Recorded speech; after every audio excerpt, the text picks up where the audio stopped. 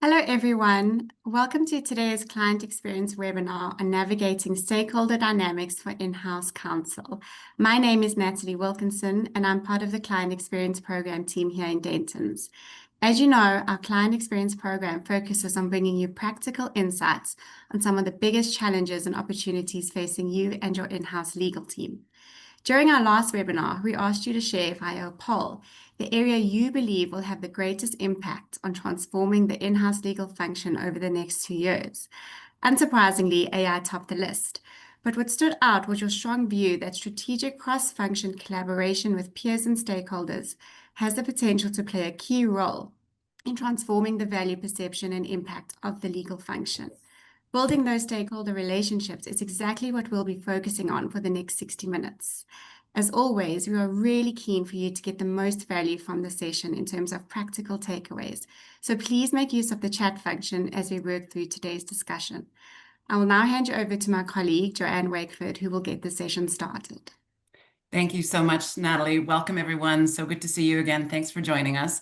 My name is Joanne Wakeford. I'm Director of Global Client Engagement and Communications at Dentons. I have nearly 25 years of experience in the legal industry, and over the last 10 years have spent quite a bit of time talking to law departments about topics like today. So I'm really excited to dive into it with my co-presenter Dan Kane. But let's sort of be honest about this, because I think this is a conversation that maybe we don't have very often, and that is around how we manage our stakeholders. It can be really hard, right? Everyone has different priorities. There's different personalities and different pressures. It can be a lot. And today we're going to spend some time just unpacking some of those trickier parts of that relationship. We're going to look at maybe practical ways to help you build trust, to communicate with impact, and build relationships around you that really work for you. So whether you're here to help maybe solve a specific challenge that you're having, or looking at maybe doing this a little bit better, you're in the right place. And I'm extremely delighted to be joined today by Dan Kane, who is the CEO and founder of O-Shaped Lawyer. Dan has a wealth of experience with over 20 years in the legal sector, both in private practice and most recently as general counsel. Dan's going to give us a bit more background in a moment, and I'll ask you, Dan, to take the wheel. But before we do that, let's just talk quickly about our agenda, what we're going to cover today. Dan's going to talk a little bit about the changing role of in-house and what that perception is today. Then we're going to dive into how to build that ever most important foundation of trust, looking at how to leverage that trust to build relationships intentionally and taking some time to look at that.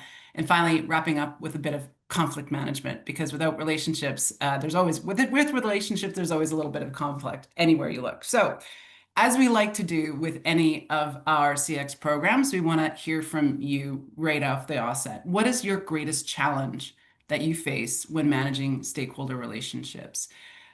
Is it maybe conflicting priorities? Do you find that perhaps, there's competing expectations, different views in terms of what's priorities? Are there communication gaps, misunderstandings, or just maybe unclear messaging? Is it trust, having established that trust, knowing that you can rely on each other and having that credibility to do that? Or perhaps really it's about understanding what matters most to stakeholders, or maybe just you have not enough time in the day. So I'd love to see your responses to that first question. If it's something else that we haven't listed, please pop it in the chat. We want to make sure that we focus in on what your greatest challenges are and spend some time on that. The second question we have for you is, how much time do you spend investing in nurturing those personal relationships or professional relationships? Is it daily? Do you make this part of your daily routine? Maybe it's when you're checking in whenever you can, or maybe not as much as you'd like, but really hoping to do a little more of that. Or be completely honest, if you haven't thought about it much, now's the time to invest in that. So please welcome your responses. Neve, how are we doing on the poll responses? Good as always. It's great to see lots of engagement. I'm going to push for a little bit more this time. We're heading towards the 70%. Interesting results. They're broadly aligned. This is the second session that we've run of this topic. So pretty aligned to what we saw from the other group of in-house legal team members. So let's just go 5, 4, 3, 2, 1 on this one. Thanks everyone. We're well over the 70% mark now. So let's end the poll and share the results with you all.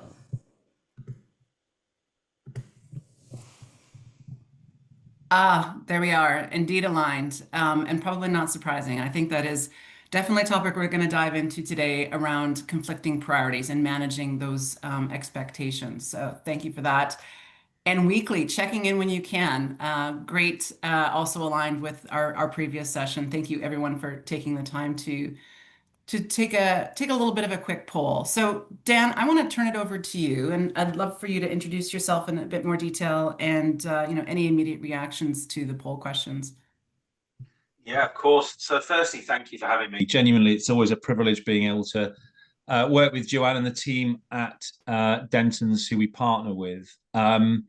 Bit of background for me, I grew up in Liverpool in the northwest of England. I moved to London to become a lawyer. I worked at Deckert for many years before moving in-house. I was ultimately a general counsel at Network Rail, the rail infrastructure owner in the UK, and left there 3 years ago to follow my passion really of O-shaped and how we are able to develop the kind of well-rounded, hence O-shaped capabilities that will allow us to deliver better outcomes for our business. And I've always been passionate about the in-house client relationship, colleague relationship. It's been pretty much everything in terms of how I've worked with my teams. Most importantly, there's my family, Sandra, my wife, Neve, who is 8, and Oliver, who is 11. And you can see there a picture of Oliver with Dr. Cambaconi. Dr. Cambaconi was a surgeon that operated on Oliver when he was 4 days old. Oliver has a heart defect and were regular attendances at the incredible Great Ormond Street Hospital in London. But why I mention this now is because it was a real life-changing experience for my wife and I to go through with our first child, someone who was critically ill. But what really stood out to me once the trauma had passed was just how incredible it was to have the expert, the cardiologist who was world-renowned in what he was doing, but who also demonstrated this incredible ability to empathize with Sandra and I, to really appreciate the strains and pressures we were going through, and to explain very complex procedures and diagnoses in a really simple way. And it was those two elements, over and above, of course, the critical element of being technically brilliant at what he did. It was those two elements made me realize we just don't do this in the legal industry. We just don't focus enough on the empathy, the connection within our case, the parents of the patient, but in others, it's our stakeholders, and really getting under the skin of what we cared about and able to translate things that we didn't know about in a way that we understood. And that's really defined what O-Shape's become about. And when I started then leading teams afterwards and led a legal team at Network Rail, we did so on the basis of this well-rounded approach. Technically, we were very sound, but everything else that seemed to be a disconnect with the organization was around much more than just the technical. It was the well-rounded skills and mindset. And so when I led the team, I realized that the gap that had been created between the business and the lawyers was something that we really wanted to close. I had spent time on secondment for a year, and in that business role, I had heard things like this, and some of you on the call will no doubt have heard similar or seen similar types of description of the legal team being considered a cost center, of it slowing things down, the bottleneck, too risk averse, don't understand our business. And being in the business and using legal services for the first time, I could understand that whilst it might seem unfair, there was some truth behind this. And I loved the team I worked with. They were brilliant, the legal team. They were brilliant people, smart lawyers, but we were missing something.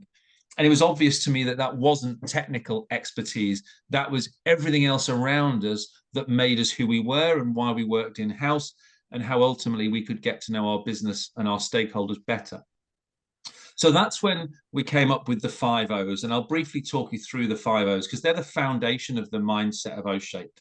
And that was about building a team that was really open to new ways of working, open to change because we were going to move things along in a different direction, and importantly, open with how they felt. This idea of being open with emotions was genuinely kind of game-changing 12 years ago or so when we introduced it, that people would come and talk about how they felt.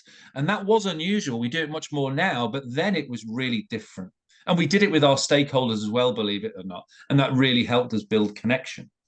I wanted a team that would take ownership, not just of their careers, but also of the outcomes of the advice that we were giving, that we felt like we were part of the team and that we owned not just the advice. We could step across and say, we have a role to play here in delivering better outcomes for our business.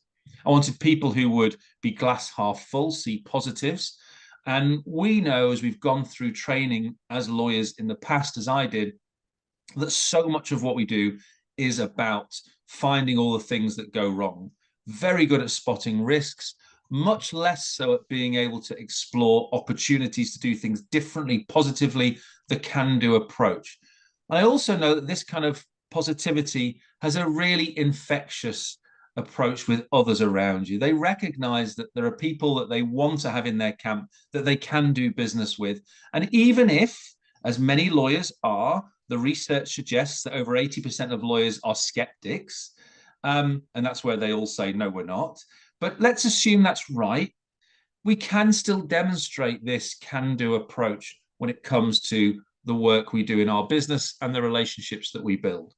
I wanted people who would look out for new opportunities of doing things differently, who would recognize that connecting with different networks internally and externally wasn't just a good thing to do for them personally, but it was also really important for us to be able to spot what was going on in the organization, be able to see that there were areas that we hadn't perhaps invested time in that we could do. And that allowed us to deliver a service, and I call it deliberately a service, to our stakeholders, our customers, that was genuinely relevant, contextualized, and helped move them forward. And finally, I wanted us to be tapping into our creative brains, to be original in our thought, to show that we could be more than just the technical experts and that we could provide solutions that were creative. And I felt that the team we built were so talented in terms of their creativity outside the office. They did some really interesting things from a topic that they perhaps had a passion for, or there was a club they're involved in. We found out in the team through an exercise, we had 2 gospel singers, and, you know, just understanding that creativity outside, bringing it into the workplace. And that for me allowed us to unlock some people's talents that otherwise would have remained latent. And so be able to build a team around this shifted mindset, it shifted culture, and it shifted how our stakeholders perceived us. No longer just the lawyer, we were people they could do business with. And so we decided to take this kind of O-shaped show on the road, talk to lots of general counsel about what they felt. And they said broadly 3 things: that legal knowledge is a given, we expect that knowing the business is essential for any in-house lawyer. It's kind of rule 101. You've got to understand your business because that's when you can ultimately create value for it. And that's what was regarded as being what GCs were looking for, those lawyers, legal professionals in their team who could create value for their business, not just be brilliant at the law. And that led to us distilling the interview down to 12 attributes. Those 12 attributes fall into these 3 categories that you'll see on the next slide. And the first one is around building relationships, which is really the heart of this session. I won't go into the detail of these 12 attributes. You can find more out about them on our website. But essentially, it boils down to, in the building relationships piece, the emotional intelligence, the trust we'll talk about communication, we'll talk about collaboration, and of course, we'll focus on the output from those particular surveys, those polls that we just did about how do you deal with all these competing demands. And there is no easy answer, but I hope we'll give you some tools as we go through this that will help you think differently about those demands, help you think differently about relationships, and all being well, give you the confidence to be able to have conversations with people that will help you answer those problems. So that's the background to O-Shape. John, I'll pause there before we look at the next bit, just to get your reflections at this point. Yeah, no, thank you very much for doing that, Dan. I think what I hope everyone on this call realizes today is that nothing that we're going to talk about is quite rocket science, is it really? And you know that a lot of the stuff is pretty common and pretty well understood. But I think that the challenge is, or the secret sauce is actually implementing it and taking the time to think through some of these tactics and some of these strategies in your day to day, and moving from the weekly check-ins to maybe the daily check-ins, because I think that's a important point. And Dan, I think you've shared a story previously about somebody on your team who was really good at checking in on a regular basis, and the impact that had. Yeah, and I felt it was important to empower the team to go and have those conversations with people around the organization. And it was really interesting to see a distinction between how two of the team operated. So one person in the team was completely and utterly passionate about getting the wording in the contract right. And day to day, she would be focused on contracts that, in truth, she'd been doing for years. She was the expert on that contract, but it was very narrow. And she'd say, look, I've done more contracts than anyone. I work harder than anyone. And yet I look across at this other person, the compare right in the team, who seems to be out having coffee with members of the exec or the C-suite or senior people in the organization. And that person's got promoted, but they're not working anywhere near as hard as me. And that distinction was something that for me was an eye-opener, that people felt that the hard work was enough to allow them to take the step up. Whereas the individual who went out and met and was curious about the organization that helped us build our reputation and credibility as a team was the one ultimately that was successful in that promotion round. And I think it was a real lesson to the individual as well, that there is more to the role that we have than simply being great at what's in front of us. And that's the other bit of the survey, the polls that you did, that worry me a little bit, that there was quite a significant proportion of people that still don't see this as the day job. And what I would want to encourage people to do is to see the relationship, the connection, which is great from a human perspective and makes us do what we want to do, but is also great from a professional perspective, that it's part of the day job, it's part of what we do, and it's how we learn about our organization and the role that we have to play in it. I think that's a great point, Dan. And someone had just asked the question, how do you find time to either develop these attributes or to be, move from that, monthly to weekly to daily check-in. And I remember, a partner in my office used to walk the halls on a daily basis, just walking in, checking in on everybody. How are you doing? What's going on with you? And I'm sure he didn't have time to do that. I'm sure that meant that he spent many more hours working in later in the office to catch up on things. But those moments were so important to not only engaging with the team, but to keep, collaboration, to keep people moving. I think it was incredibly impactful. I'll never forget that. But what you'll find, Joan, with this, and I noticed this almost immediately when I started to assess what the team was doing, there will be lots of work that is being done in your teams that does not align with business need, that does not drive your business forward, and it just so happens it's keeping us busy. So one of the examples I'll give you, when I started leading the team, I went to speak to our 5 managing directors of different business units and said to them all, this is the activity the team is doing. What do you think? And all 5 said to me, none of those things are on our worry list. Now, that's a horrible position to be in, to think that you've got a team. At the time, there were 35 of us who were all busy, right? And they were all busy clearly on things that weren't having an impact at a very senior level. They were busy on activity that they were doing because they'd been asked to do it. And so why I think this relationship bit ties in with the prioritization and where do you get time from was because we were able, as a result of that, to start looking much more forensically at what we were doing, start collecting data around what we were doing. And then back to the stakeholder bit, importantly, we started setting up monthly one-to-one meetings with senior people within our different regions and said to them regularly, is this what you would expect your legal team to be working on? Because you're funding us, right? We sometimes forget that the business is funding the legal team. And if we've got senior lawyers working on things that are having no impact, we're not making good use of the funding, the talent that we have. So that regular relationship stakeholder management piece also allowed us to free up time to focus on the right work. So I think the two go hand in hand to that question. I don't think it's either you build relationships or you do the work. I think they go hand in hand. And that for me is the real skill in this.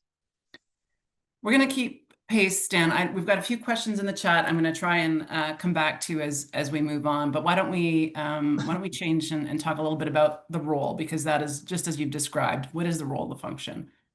So I think it's changing. And so this slide is 2x2, and hopefully people will appreciate it, because it is deliberately controversial to try and identify where the in-house teams can have ultimately the most influence. And so I think going back to where in-house teams were, very much in the bottom left corner, very much kind of passing work through quite often to external lawyers and not really close to the business, certainly not managing risk.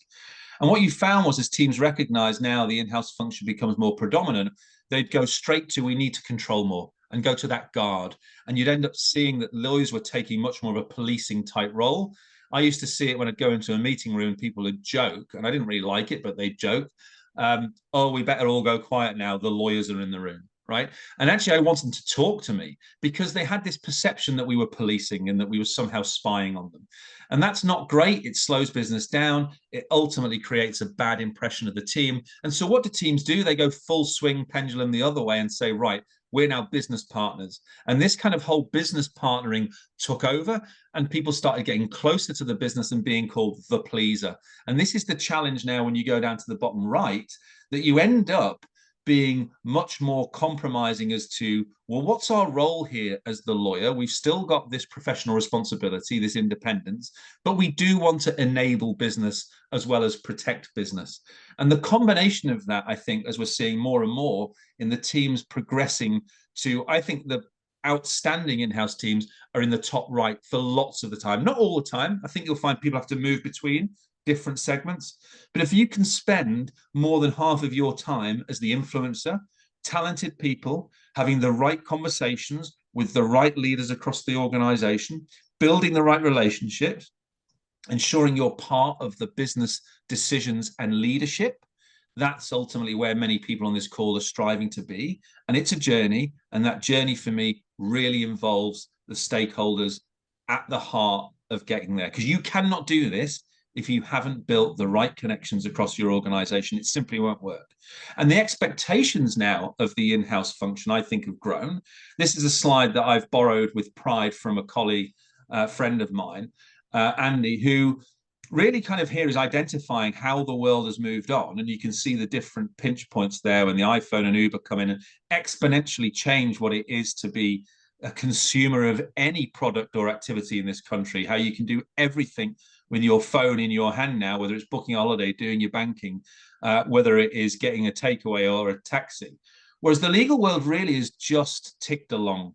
And it's ticked along miles away from what everyone else is doing. And now that's created for people in your business expecting from your lawyers in an AI-enabled world much quicker, much faster type of pace. And that gap is one that I see growing, not narrowing, because the expectation level is higher. And the challenge for in-house teams now is, how do we, when a world where people can get pretty much anything on demand on their phone, how can we get over the fact that we have to do 15 turns of a document before we're happy to sign off on it? How can we get away from the fact that we need to check everything inside out, upside down before we can sign off? That's not something that's going to land for us in the long term, as businesses, as people on this call well know, are changing, and CFOs are asking for more for less. Huge challenge to close that gap. One of the ways I think that we can move it forward is trust. And you can see there that that's the next bit I want to talk about and move on with. The slide in front of you is slightly old now in terms of its research, but genuine research from Princeton University. And it shows here competence or technical expertise on the horizontal. And on the vertical, it says warmth, and read into that compassion or trust. And so you can see in the top right, I mentioned my story about Oliver, that doctors and nurses are really high, both in technical or competence, but also are able to demonstrate that warmth and that trust and compassion. And that's where I wanted our team to be. And some people have said to me, you cannot do that, because if somehow we went up the warmth curve or line, we will dilute our ability to be technically brilliant. And I just couldn't disagree more. You can do both. And I used to call it hearts and smarts, something I borrowed again and read somewhere. You can be both hearts and smarts. And so what this comes down to is trust for me. How do we build better trust with our stakeholders? How do we demonstrate that empathetic approach? And people may be familiar with trusted advisor. It's very old in its approach, but it's an absolute classic that I still stand by. Even though some people like to think that there's newfangled approaches, I don't think there's any better approach than saying that if you can demonstrate that you're credible, you're reliable, you're able to build intimacy or rapport or chemistry with someone, and that you're very low when it comes to your self-interest or self-orientation, then that leads to people trusting you. Now, let's just break those 4 elements down a little bit more. The first one about credibility in many respects for lawyers is very easy. We've got our practicing certificate or our license to practice, and therefore that shows that we are credible because of our qualification. The reliability piece is also very easy, that lawyers tend to be really good at doing what they say they would do when they say they would do it. So you can trust people to do something. The next bit around intimacy or rapport is much more challenging, because this is about your emotional connection. I feel comfortable discussing something confidential with you, that I know you'll have my back. I trust you will not share this confidential information. It's emotional. It's much more than the transactional. And the last thing about self-orientation or self-interest is your motive. What is your motive in order to try and get out of this conversation? You've got my interests at heart. And we know this from friendships. If we have friendships, we know that if you've got that selfish person, you kind of know you're not going to be close or friendly with them. And it's the same in the office. It's just harder to spot it in the professional environment. It's more about spotting that person that is always vocalizing in front of the boss just to make themselves look good, or the person that sends you something late in the day, knowing that you're going out that evening and you wouldn't mind having some downtime, and they ask for it back the next day. Those kind of people who are very self-interested, we know we don't trust. And trust is something that takes a long time to build. I had a CEO once that said, you build trust in teaspoons, in those tiny spoons, and you lose it in bucket loads. And I think that's really good example of just how hard it is to build, and yet how easy it is to lose. And so I'd like just to explore very briefly with you and get you thinking and using the chat a bit more about how do we increase this rapport with people? What have you done to make that happen? How do we lower that self-orientation? Because the bit at the bottom, the self-orientation, is the divider. So if you're brilliantly credible, you're brilliantly reliable, you're actually great at sharing confidentially. But if it's all about you, that will erode trust.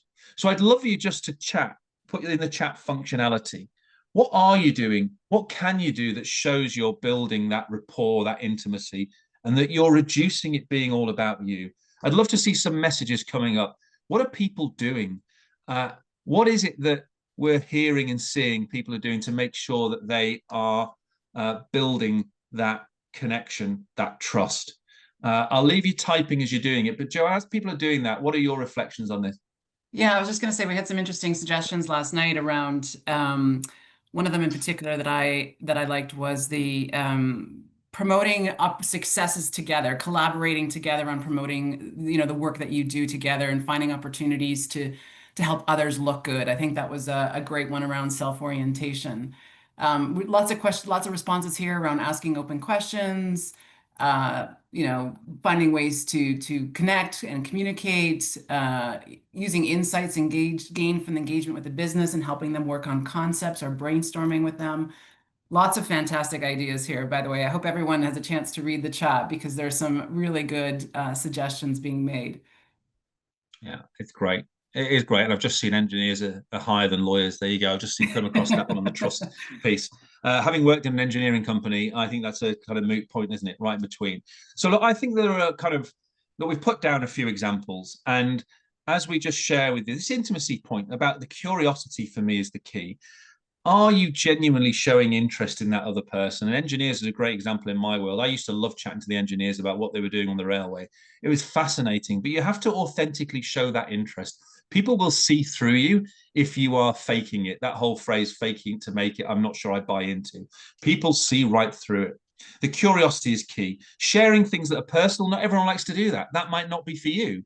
Others are very happy to share something personal about them, and it really does help. I shared that story with you earlier on about what changed my life, right? Hearing about someone's why, their purpose, is massively kind of relationship building material, because you're just showing you care. And the fun thing about the reducing self-orientation, Dan, a little bit sorry, harder, I apologies. know. Yeah, of course, go on, Joanne. Sorry, I just wanted to call it a question, and I'm sorry to interrupt you, Dan. I apologize, but it was such a good question, and I think it's very relevant to this point. And it was around introversion. And this isn't easy for everyone to do. This idea of sharing something personal or finding opportunities to connect or even spending more time one-to-one. And I just wanted to call that question and welcome any thoughts that you may have. I know I can speak to this because I'm actually an introvert, and I find that doing something like this is very exciting, but my energy is depleted later in the day. So I think there's a balance, but would love your reactions to that question around how do you do this if it doesn't come naturally? It's funny because we do something called quite often with teams called type coach verifier.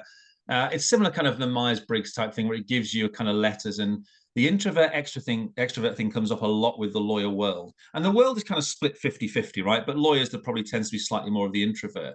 The reality is, I think, that everyone has their different way of making it happen. So it's like saying introverts can't be salespeople. Of course they are. They might not just stand in front of a room of 500 people doing it, but they might well be superb at having that smaller roundtable conversation. So I think it's different ways for different people, and understanding, by the way, who you're engaging with. Because Joanne, I probably should have known, but didn't know that you were an introvert. Now, how you then know that other person, right? And we've worked together for a while, so you clearly have some characteristics that are very extroverted and some that are very introverted, and you're balancing that out one way or the other. The reality is we probably have different elements of our personality that are a bit of both. And so if you are introverted, if you are someone that'd rather have your head down, well, you've got to try and find those different ways of connecting. And there'll be some here about you're still human. You'll still have curiosity around what they're doing. You can still ask very simple questions about what are they like, what are their interests, what my interests are. Find an opportunity to chat one-on-one much more than you might in groups. And that's what we've seen work successfully.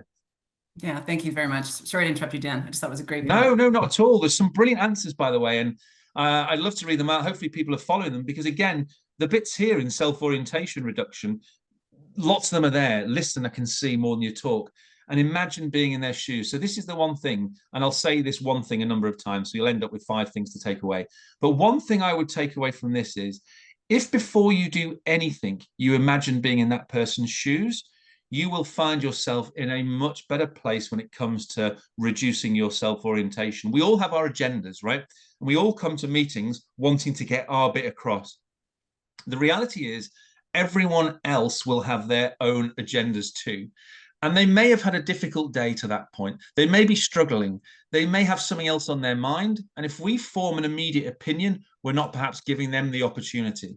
Take the introvert example. Introverts might think a bit longer rather than speak first. I'll always just chat and then worry about what I've said afterwards. But if I'm then saying something and I'm waiting for a response and jumping in, I'm not giving that person the opportunity to reflect and then come back to me. If I put myself in their shoes, if I understand their position, I'll be able to have much more of a symbiotic relationship with them. So I think that one stands out. People have kind of said it in the chat. It's a brilliant set of responses, and I would love people to keep using the chat. It's amazing. I think the interesting thing about self-orientation is during times of conflict, would you say? Because when we're maybe our emotions are heightened or we're feeling stress, it's harder, I believe, to be less, focused on oneself and our own agenda, right? Because when things get heated and you're starting, that's when I think that becomes a more difficult part of the equation to manage. Dan, I don't know if you have thoughts on that. Well, I agree. If you are part of a team or a business, are you looking to collaborate across different teams and you'll have very different views of things, or are you looking to win? And if you're looking to win, then frankly, that ability to connect, to build a relationship is not going to work, because you're looking to get one over on them.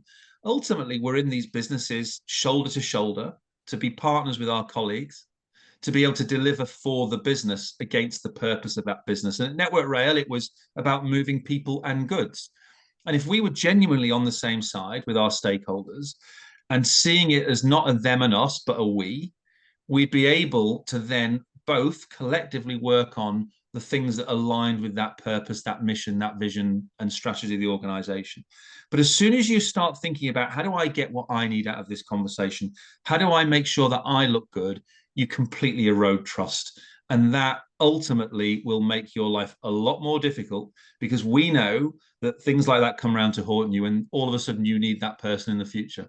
It's happened before, it happened again. So if you can use that opportunity to really just take a pause, and someone said it in the chat, take a pause and think about what's going on for them, I think it'll really help. I think that is an incredible moment. So just to finish off, we did some research recently, O-shaped, about the law firm client relationship, because I think that is another key stakeholder for any in-house team. How are we ensuring that, again, together, collaboratively, we are working for the better outcome for our organization? And that is harder, because obviously money changes hands in that relationship, but that doesn't mean there should be an imbalance of power in it. And if it's a genuine partnership and relationship, then we have to both play our part. And this report is looking at how do both client and firm come together, collaborate effectively as stakeholders with a shared purpose to deliver better outcomes for the organization, who is the joint client, let's just say for now.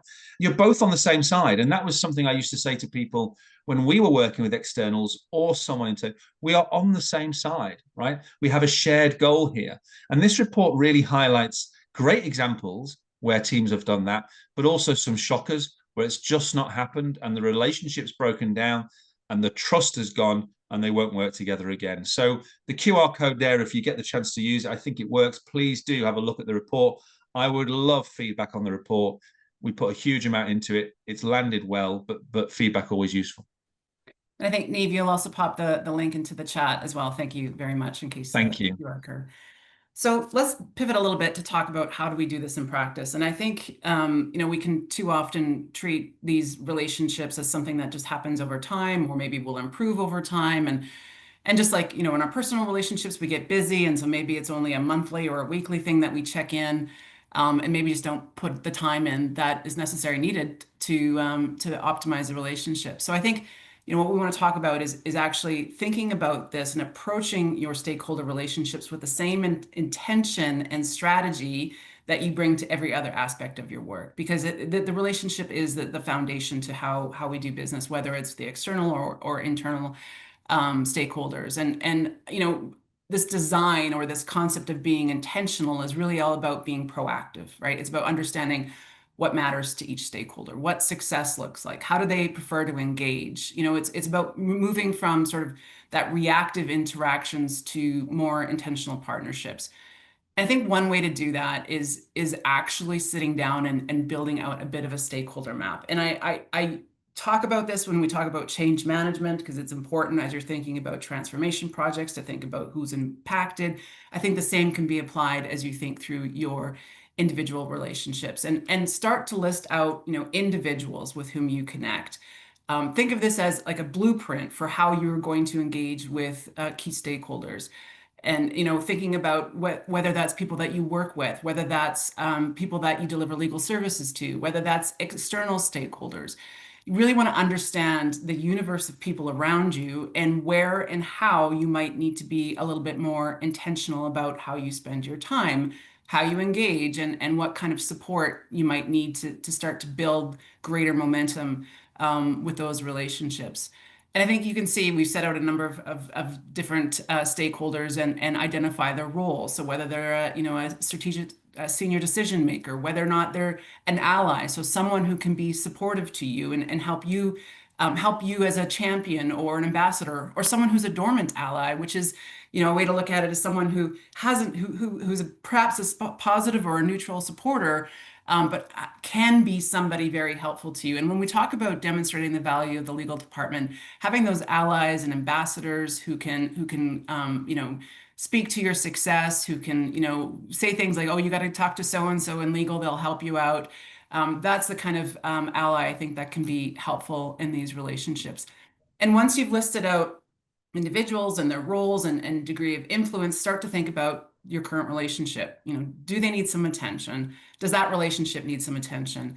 Are they, is it a neutral relationship that maybe should move forward? So very just, some ideas to think through, identifying individuals at the end of the day who can help influence your success. Dan, you talked a minute about sort of the external partnership, but I think there's, as we think about this, and I've just listed internal stakeholders here as an example, but how important are external stakeholders as you're thinking about your relationships? I think it's a great opportunity to do both. So we talked about the external advisors, other third parties. When we used to do this, I encouraged my team to start thinking about external mentors. So one of the things, and I saw a question pop up earlier about if you're junior, how do you have conversations, with more senior people? For me, most of the people I know at senior levels, I think most, not all, would give their time up if asked about a career conversation. And that, I think, is people paying it forward, if you like, for what they had in their careers. So I think find someone who you can build that connection with, that relationship with, that's external, that would fit within your map, is really important. But you've said it before, and I'll just reinforce it. The intentionality of the relationships is key. It's not about winning the most friends, right? It's not about having a league table of I know more people than you. It's, are you spending your limited time, because we've just said we've got competing demands, are you spending your limited time with the right people, so that you are not just selfishly saying it's all about me and I want that person, that person, that person, but actually there is an element of how do we together make those decisions better? But some of this is unashamedly, how can I build a better connection with you, so that will help my professional career as well? And at some point, you've got to take that ownership. So I think this is a great tool to do that. Actually, when we all, when COVID hit and we all went to remote working, and actually that was a question in the chat that I wanted to call out as well, but when we moved to the remote situation, I knew that I still needed to connect with our internal stakeholders. I still needed to be top of mind. I still needed to be on their radar. Everyone's very busy. Everyone's got a lot going on. I actually created what I called my friends and family coffee list. So I had a list of ambitiously too many people, I will admit, probably 50, which I regret. And my goal wasn't just to call them up and say, hey, have I told you how great I am lately? Very unlike an introvert to do that, by the way. But I did call them up and say, hey, just want to check in. How are you doing? What are you seeing? What are you hearing clients talk about lately? How can we be, supportive to you? And I think the point of that and the point of the stakeholder map is just to be intentional about it. Because if I didn't do that, even though I didn't make it all my way through the 50 names, I probably wouldn't have done it. I probably wouldn't have found the time to do it, right? And so I think that's the key here is, and you can see on this map is just a way to think about how to prioritize that, because you're probably not going to get through the 50 names. And you need to be strategic about your time, as Dan was saying, not all stakeholders require the same level of attention, and not all relationships are equally influential. And so, even just mapping on a matrix of relationship strength and degree of influence to figure out where do you need to prioritize your time and your. And I think a great example is stakeholder D, right? So this is as you'd seen on the last slide, this is a senior decision maker, but the relationship needs attention. So that is a top priority. That's where intentional engagement can really shift the outcomes. But then on the other side of that chart in the bottom right, you have stakeholder E. You've got a great relationship with this person, the stakeholder. Things are great. You enjoy connecting, but they don't have necessarily a high degree of influence.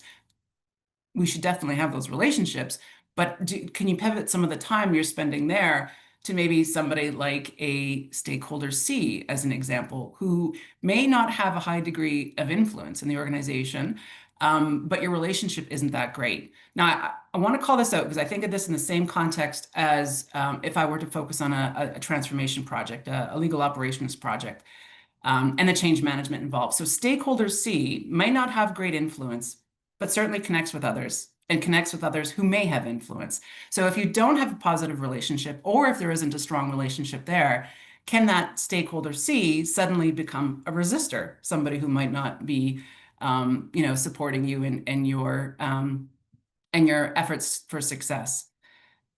Dan, I'm going to pause there if you had any additional comments before I keep moving along. But I just think you know, a lot of this sounds like, wow, Joanne, that's just extra work. I don't have time for this. But I think the whole point is to just take a few minutes and be a little bit strategic and mindful about it. Yeah, it saves time in the long term, right? And that's the thing. We're so busy in front of what is right in front of us. Ask a lawyer how they are. The first thing they'll say is busy. So we're so busy on the task in front of us that we don't step back. I think this kind of exercise allows you to pause, to reflect, to take that minute. And the final thing is, and you know, you said it earlier on, Joanne, and I meant to respond to it earlier about how much some of this is just common sense, right? And we talk a lot about what common sense. And so people would say to me, particularly around the messaging, it's common sense. I say it is, but it's not common practice. And if we can turn common sense into common practice, things will be a lot easier. And we can do that. We're in that we've got that control to make it happen. Yeah, thank you. So again, I think this is an interesting concept. And again, maybe taking this a step further, if you're familiar with the idea of a persona map, this is often used in sales or marketing efforts to help you understand what drives the buyers of your products or services. But in the case of this relationship design, you can think of these as mini profiles for your stakeholders, those with whom, again, you want to prioritize developing the relationship. So this is about, you know, helping you to understand the human side of the stakeholders, not just their titles or their degree of influence, but their pressure, their goals, their communication preference. And, you know, all of this matters because I think when we really understand what success looks like for someone, what keeps them up at night, how they prefer to engage, we can tailor, you know, the approach that helps to build that alignment. And by the way, this works well in our personal lives too. We were chatting before the session started. Always good to think about where someone else is coming from. But this side can give you a framework for start building those profiles, right? Ask yourself, what are your shared goals? This is a great place to align because this is where you can find some early engagement around, you know, what are we both trying to contribute? How do they define success? Understanding how somebody else defines success and what's important to them will allow you to, you know, understand, you know, how you can help help them accomplish that. And at the same time, understanding any barriers to that success and how can you overcome those barriers. So I think, you know, there's a lot that can be done in terms of having these, you know, persona maps and you can develop them, you know, on your own. I think it's kind of interesting to maybe sit down and have a conversation with a stakeholder around this. You don't have to bring your table to the conversation and, you know, take notes, but you can just have the chat with somebody, right? Like, you know, to say, look, I attended this session that, you know, our law firm Denton's put on with Dan Kane from O-Shaped, and we learned this great thing about stakeholder management. You know, I think it's important that we connect more often.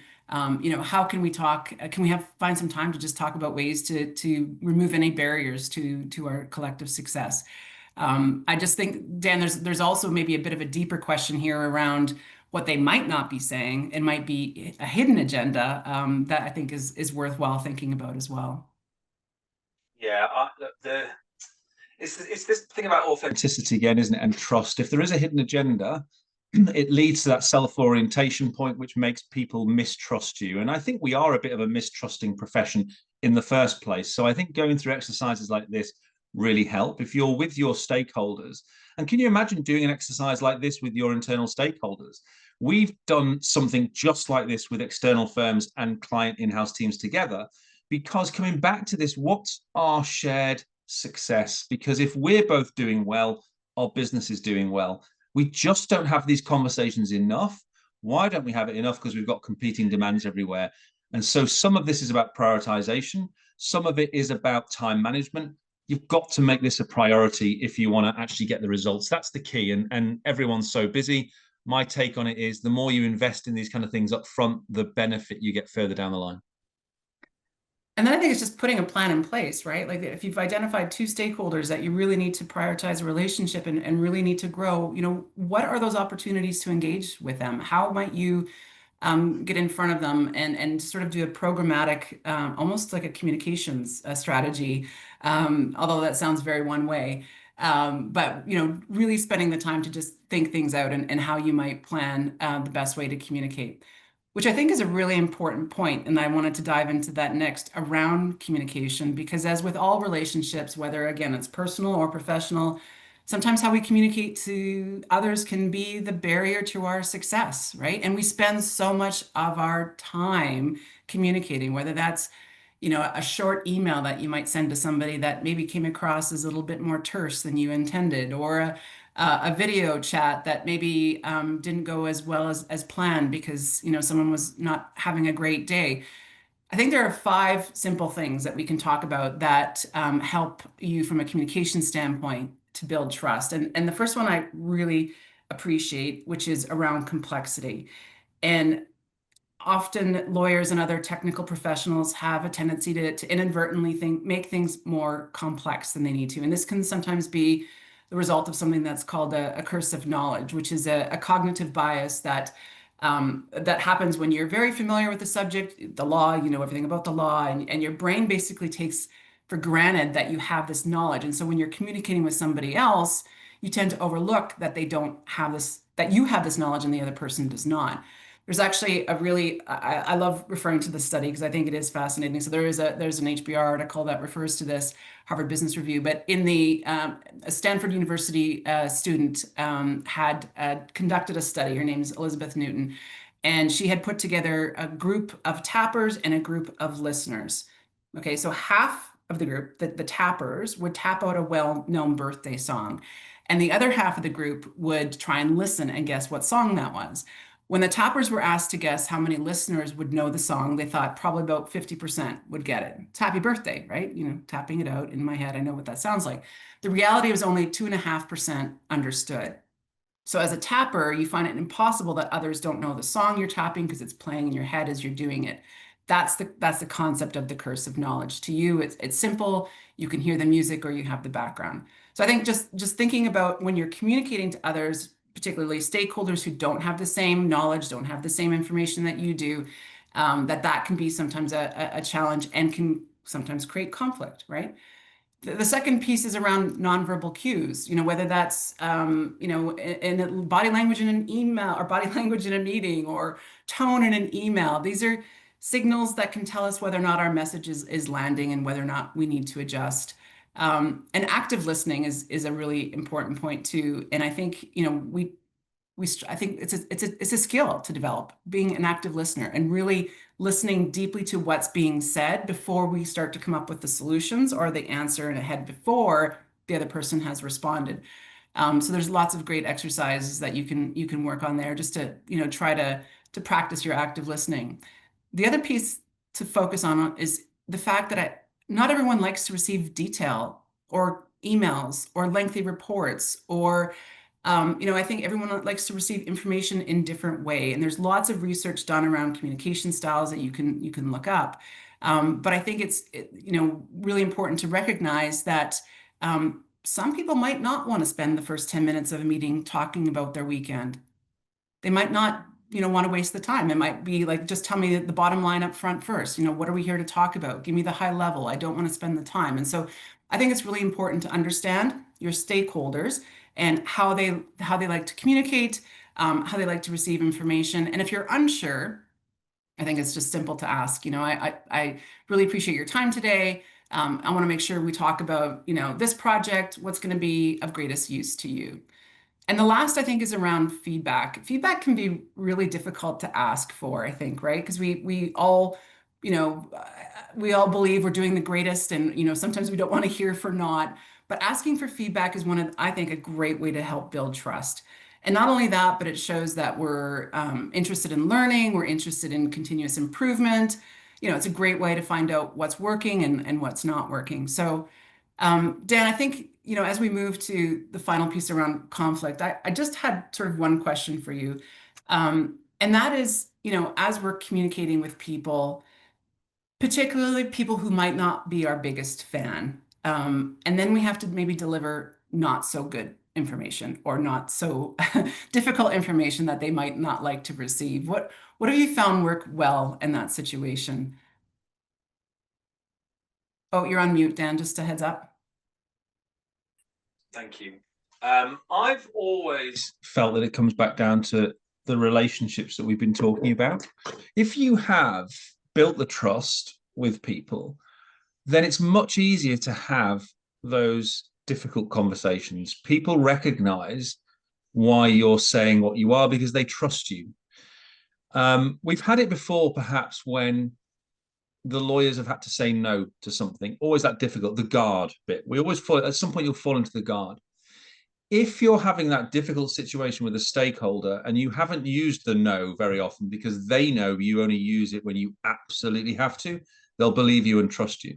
And I've had those examples before where there have been senior people that have called upon you, and when you've had to say this crosses the line, because they trust you, they'll go with it, and they won't even ask too many questions because you rarely use it. Now, that is based on a relationship that you've built. The same goes for competing demands. Now, of course, there'll be different levels of seniority that might require a different response at certain times. If a managing director calls you up and you've got another deadline, I'm sure you have to prioritize based on hierarchy at times. But ultimately, it's about having the conversation, communicating what's going on, and being able to explain honestly. There's only one of you. I remember having this example where one senior leader, we had this relatively small team as part of their function, and said, can you get your employment lawyer to look at this? I said, we don't have an employment lawyer. They said, well, what about that person? I said, well, that person does all sorts of things. Well, yeah, but what about your procurement lawyer? I said, we don't have a procurement lawyer. It's that person. It's the same person, right? So you think that we have got 15 lawyers all there to support everything you need. We don't. We have a small team in that particular region, and they have all these different challenges. Helping them understand was really beneficial in being able to overcome the conflict. Back to put yourself in their shoes. They need something quickly. They need you to do it. Help them understand why it's a challenge, as opposed to almost just saying and panicking, we can't do it all. That, for me, is the clarity of communication would really help.